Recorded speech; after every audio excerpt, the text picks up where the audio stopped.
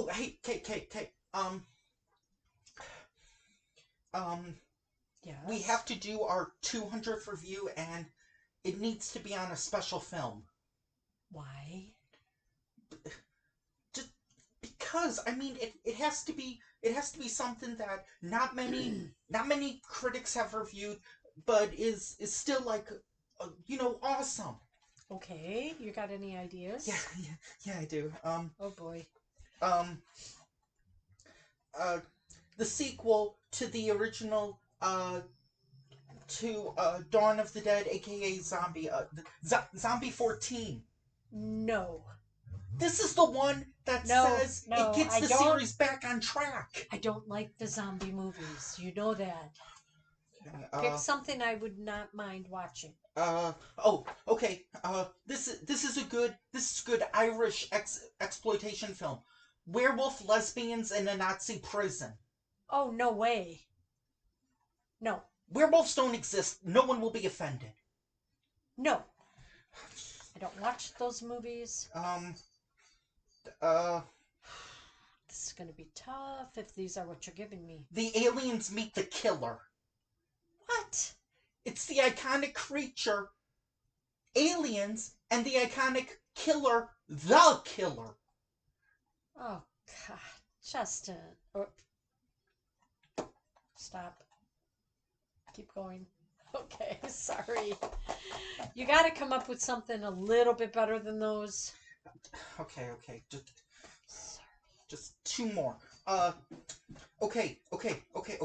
This is a new one from director Andreas Schnaas, the same guy who did Nikos the Impaler and Anthropophagus 2000. It's kind of sort of a spiritual successor to Anthropophagus 2000 about the cannibal who eats his family. Cruise line cannibals. It's about a cannibal who's on a cruise line. It's like Speed 2 meets Anthropophagus. I don't even know what Anthropophagus is. No, thank you. It's a pretentious name for a cannibal. If I have to pick one of those, do you have a fifth one? Okay. And then, I'll decide. Oh, boy. These are bad choices. Barbie and XXX. No. Come on. There's got to be one that you want to see that is halfway decent. Mongolian Nuki. No. Oh, God. Nothing with Nuki. Nothing with Oogie Loves. Lady Terminator 2. Male Terminator. No. How can you make a Lady Terminator male Terminator? A little bit tough. Okay. Well, do you have a movie downstairs? What about the movie from what about that documentary called the Cinema Snob movie? Would you rather see that? What is that? What is it about? I've never heard of it.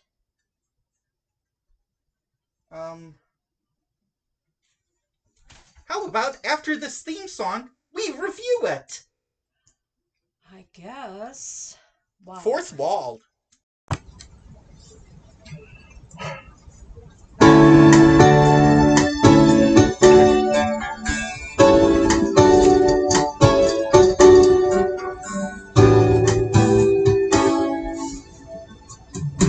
Look at what's happened to me. I can't believe it myself. Suddenly I'm up on top of the world. It should have been somebody else. Believe it or not, I'm walking on air. I never thought I could feel so free. Flying away on a wing and a prayer. Who could it be? Believe it or not, it's just me.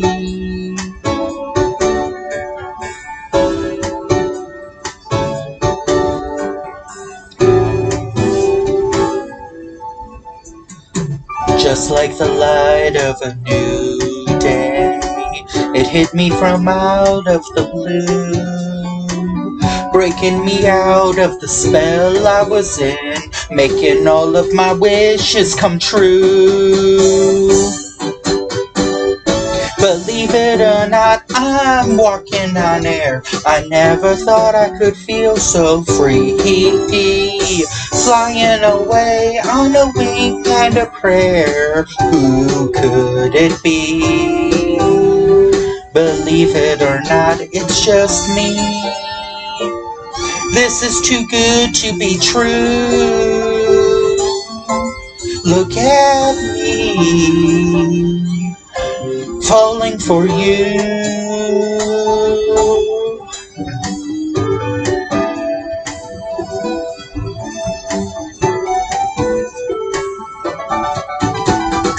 Believe it or not, believe it or not, believe it or not, believe it or not.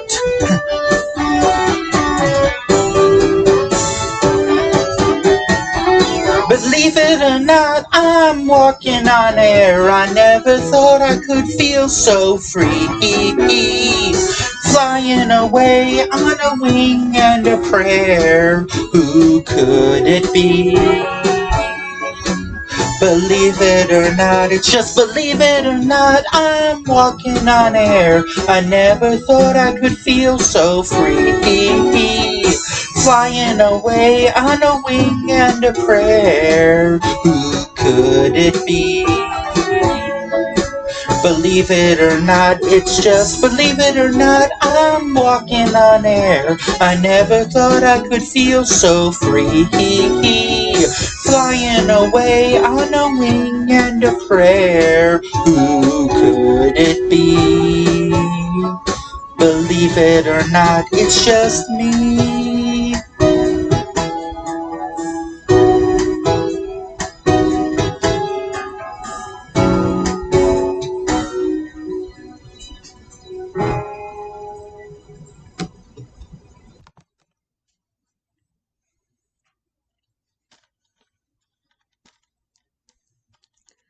At this point, can we declare Brad Jones exploitation a thing?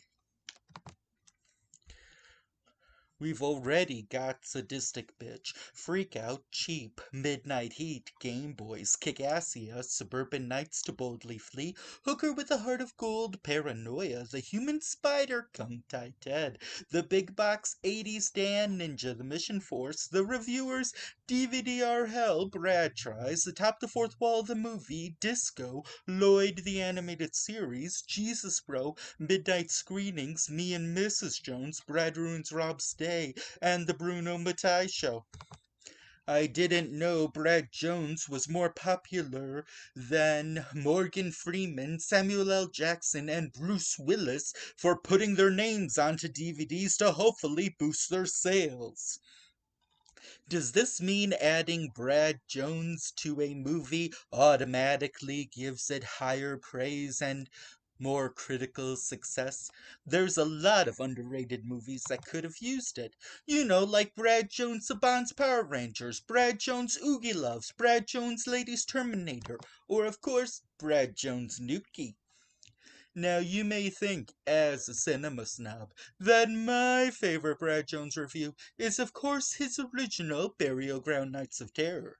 But you forget, remakes always suck. Therefore, the only good Brad Jones review is the 1983 classic Friday the 13th, The Final Chapter by Sir Roger Ebert.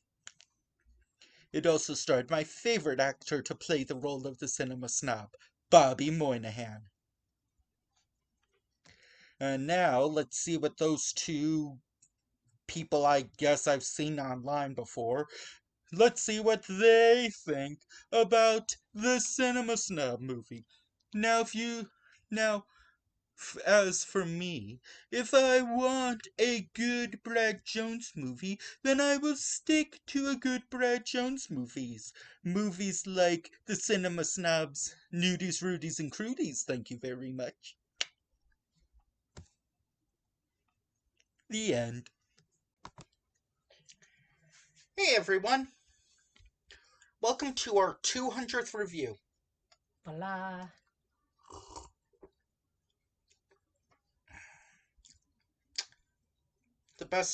Sweet. the best cider 98 cents can buy. It was more than 98 cents, let me tell you. So anyway, I went. The joke's over. So anyway, I went to. I went to a few conventions this year. Yep. And one of them, I got to meet one of my favorite YouTubers, non-theme park related, Brad Jones, aka the Cinema Snob. He had a collection of movies. See? He had a collection of movies, and I didn't think someone would want me to get about half of the ones he was suggesting. You were thinking correctly. He said, hey, you should check out the Another Cinema Snob movie, or maybe it was Unerotic Fantasies DVD. Sadly, he did not have Jesus Bro, otherwise I would have said, I want to get that one. Oh boy. So instead, I was like, well, I won't get another Cinema Snob movie if I don't see the first one. So, Voila. Ta-da! Produced by me, meaning like I paid for this DVD $20, and I got him to sign it. I got him to write, Justin, the sequel to Lady Terminator.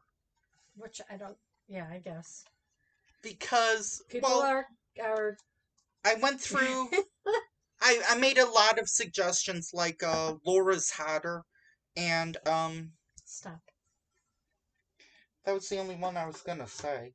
Okay. So you don't need to get into what you discussed with him. So we decided, but he was like, I can't do that. So we decided on the sequel to Lady Terminator. Which you really want to have happen. I don't think Yeah, it will. or at least a reboot I don't think with it will. Kat Dennings as Lady Terminator. Yeah, but you already say they look a lot alike as it is, so why? Okay, let's move on.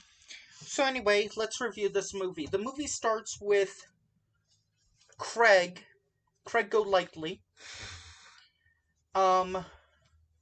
very worryingly, like, trying to get his latest exploitation film made, and so he has suggested other films to this guy, including Card Sharks, and now he's trying to push a slave revenge film called Black Angus. Yeah, and this guy that he's approaching it with, he's the one that gives all the permits for areas to filming in film your Illinois. Yeah, and he just does not really like Craig. Yeah. His hair is kind of long. He's got a hat on. Did he have a trench coat or something? He had a beard. A beard. So then he goes to a bar and meets up with Neil, and then they suggest another film, such as A Killer in a Correctional Facility. Welcome back, Cutter. That's so bad. But then they're like, well... That is so bad! Well, I mean, even though we're exploitation filmmakers, we need a couple of bucks. So they go to their friend Gene, who's rich. Like, really rich. Like, Reese's Pieces rich. Okay. That's a line from the movie. Okay. And then he says, well, you do know someone black to play the role of Black Angus, right? They're like, yeah. So then they find, what's his name, Thad? No, he recommended him, didn't he? Yeah, what's his name, Thad? Yeah. He had hair. God. So he decided to get into filmmaking, besides the fact that he loves Gus Van Sant movies. You know, like Jerry. And plus, he had a ice rink or bowling alley that... I think he also directed Ishtar. Ugh. Oh God, drink. No, Forget Gene. that. Gene was able to get them permits to film inside of a disco, because otherwise they would have just had to film outside Wasn't the it disco. It was a disco. Oh, Not a it was a roller was rink. roller rink or a bowling alley. That's what I said. Take it easy on that stuff. It is. Stop it. Come on. We're not spoofing Asylum Sherlock Holmes. So anyway, he decided to. I've already seen it. He Okay, decided come on. to. But he really got into filmmaking because he saw The Wiz. To be able to take something as white as The Wizard of Oz and blacken it up to where no one thinks of The Wizard of Oz, that's power. Huh. But then the producer Ryan, I'm gonna call him Ryan. Sorry, Mr. Mitchell. He He's takes right there. he takes is it Thad or Vlad? I don't know. Whatever, just He go on. takes Mr. Orlando.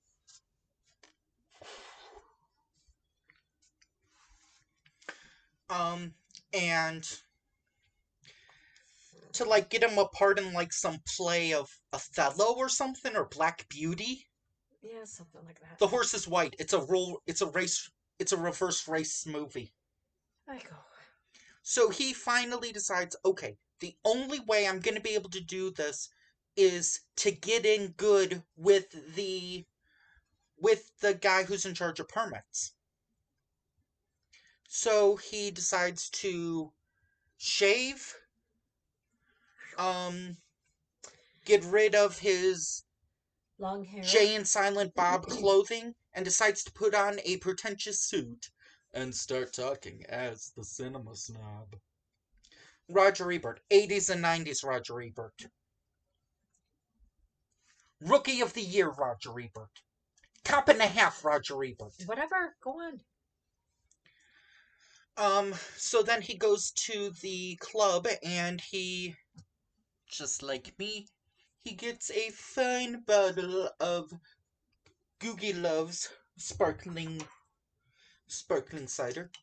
I bought it because it sounds like Oogie Loves. So he pours himself a drink. He's here with a bunch of co-pretentious film critics. He wasn't there with them. He showed up by himself. But he meets up with them. Yeah, they come wandering by him, this lady and her husband, and say, like, who are you? We haven't seen you here before. His name is Vincent Dawn. Oh, Vincent Dawn. Well, what have you done? I've seen some pretentious films. Oh, really? So he's there on Being John Malkovich night, where they watch Being John Malkovich, and then they pause the movie every time they want to talk about something symbolic about it. So 3 hours later, they hadn't even gotten through the opening credits. Before the film even starts, they already want to talk about something pretentious. And of course, the ponytail is a reference to apartheid. Who knew? Or no, it's a reference to the Amistad. I apologize. Who knew? And then he meets someone you'd want to marry. A girl named Nancy Phillips. That was her name in the movie? Yeah, Nancy Phillips. I think in real life I know somebody by that name. Maybe not. I feel in my blood I should know that person too. Ah, well. Yeah, we'd have to think about it. But anyway. So anyway, like, we'd have to go to another state. So then they finally finish it. He gets home at what, 1 or 2 in the morning? Maybe 3 or something. Oh my God. And his roommate is still up eating chips and watching TV. No, eating cheese balls with a spoon. Oh. Don't be a weirdo. Oh, I forgot. They also eat anchovy pizza. Oh God. And Mm-hmm. they didn't like it. No, they loved it. And then when it was cold, they still Yeah. ate it. Ugh. So, and then when, and then they find out that that pretentious critics from this group are getting killed by this unknown killer, One including at with a a cell time. phone through the eye, another with a baseball bat up their butt,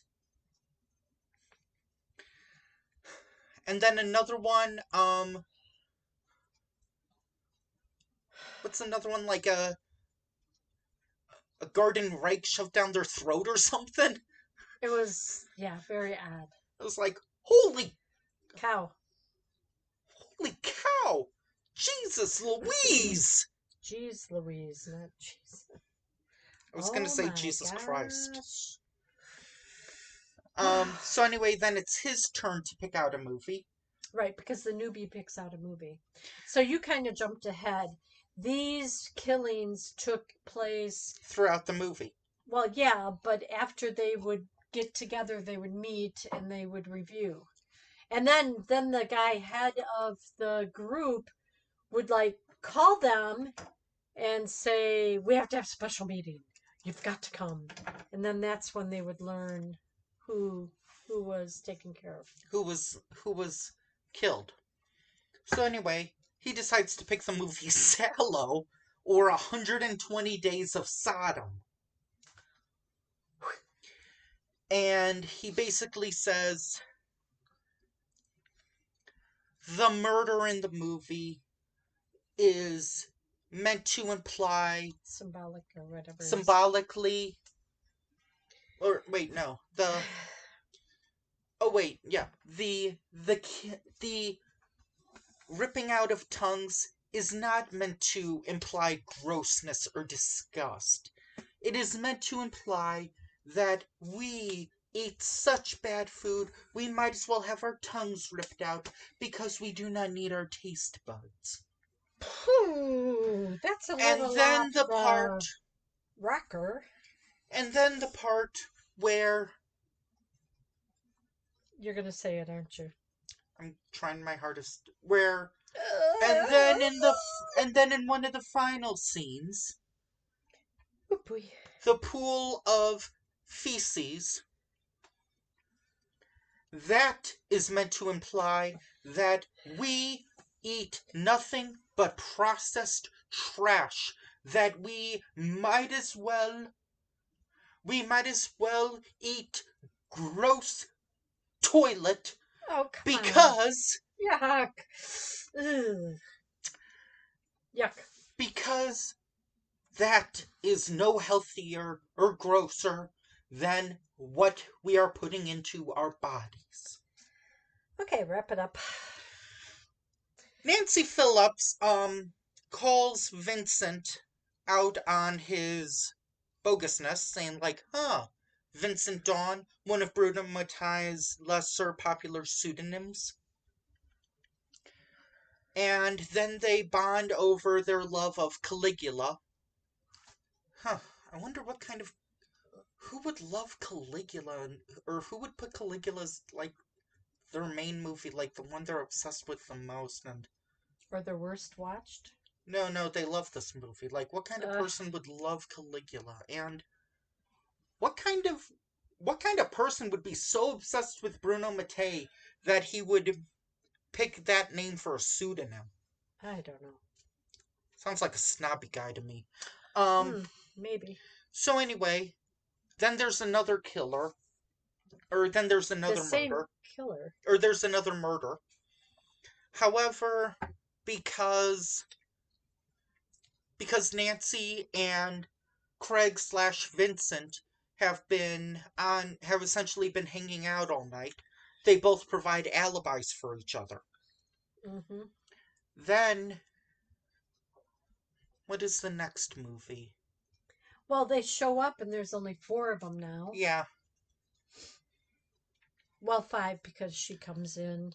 She has to make an appearance And all she does is on her phone drink or look at her nails. Mm-hmm. But then they watch another movie. I can't exactly remember the name of it. But yeah, then Craig and Nancy go back to Craig's place, and Is that when they had the pizza? that was after. That was Oh. with Jean. Oh, okay. That's where we get the two big highlights of the movie. And then afterwards, I'm not going to say what it is. You'll know what I'm talking about, people. Then they see another person die. And so he's like, I just saw a person get killed.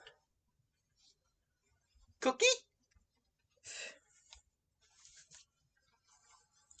So anyway, so many of their fellow auteur critics realize or have been murdered, so they decide to be detectives. They want to figure it out. I can't believe I'm saying this, but I'll say it. The Cinema Snob movie is more of a Scooby-Doo movie than Scoob was. You'll have to excuse me a moment. I'll be right back. Intermission, people. So then they talk to the other members of the group about why they're in the group and would they like kill people. One of them just because they like to watch movies. Yep. He always sat in the front, didn't he? Mm-hmm. And then the detectives seem to always... No, the cops. Cops seem to always want to blame... Craig. I've been saying Craig. I know you have. So, finally, they find out who the killer is. We're not going to reveal it, though. Good. But they're not alone when it comes to trying to take down the killer. Because do you know who shows up? Neil and Black Angus. Ooh. Wow! And then you get to see the Cinema Snob unleash his inner Rambo. Oh my god. Wow, we'll have to watch it again. Oh. And that is our 200th review, people. Okay. Anything you want to say about the movie? No.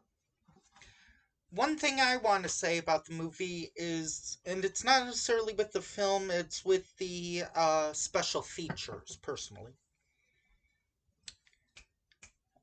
They'd said that there were deleted scenes that were cut out of the movie. I would have loved to have seen those deleted scenes instead of one of these bonus features, and that bonus feature is audio commentary with Doug and Rob Walker of That Guy with the Glasses. In that commentary, and I listened to all three of them, they are by far I found them the kind of least entertaining, where they were kind of doing like, I don't know, not even like a very bad Mystery Science Theater or Riff Tracks, or like there was a scene that's like, yeah, they say this only cost about $400,000 to make. No, it actually cost $50 billion. You see, they're all on green screen on another planet. You know, just like George Lucas, huh? Yeah. Wow. Hey, I know that guy. Yeah, I know him too. Yeah. Uh-huh. Mm-hmm. Yeah. Okay. Yep. Uh-huh. Okay. Wrap it up. Uh-huh. So pretty much they're talking like that very lamely throughout. Stall for a second. Okay, what do you want me to talk about? Anything. Anything. Let's see. The weather's pretty good. Movie-wise? Oh, movie-wise. Oh, wow, we've watched a lot of movies this year. We've still got, Halloween, November, Christmas movies. So hopefully we'll get them all done by the end of the year and get them posted. Join us next time when we take a look at a movie about a hero with a whip. Oh, wow. But it's not that hero. Oh, and it's not that whip. Bye! Bye-bye.